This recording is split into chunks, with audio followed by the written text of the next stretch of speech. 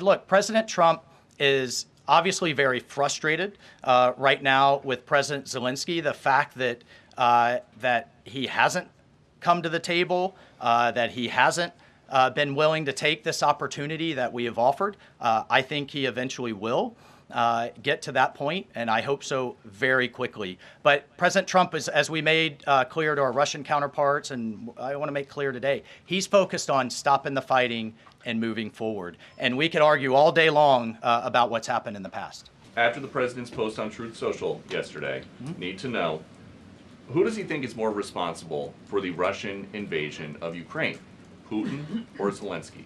Well, look, his goal, Peter, is to bring this war to an end, period. And there has been ongoing fighting on both sides. It is World War I style trench warfare.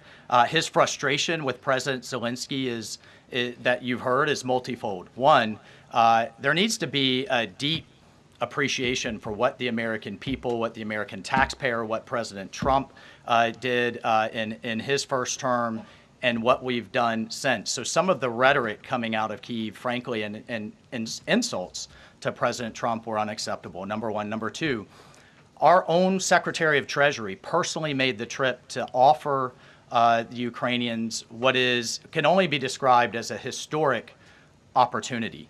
That is for America to co-invest with Ukraine in their minerals, in their resources, to truly grow the pie. So case in point, there's a foundry that processes aluminum in Ukraine. It's been damaged. It's not at its current capacity. If that is restored, it would account for America's entire imports of aluminum for an entire year.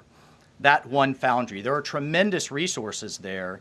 Not only is that long-term security for Ukraine, not only do we help them grow the pie with investments, but we do have an obligation to the American taxpayer in helping them recoup the hundreds of billions that have occurred. So, rather than enter into some constructive conversations about what that deal should be going forward, we got a lot of rhetoric in the media that was incredibly unfortunate.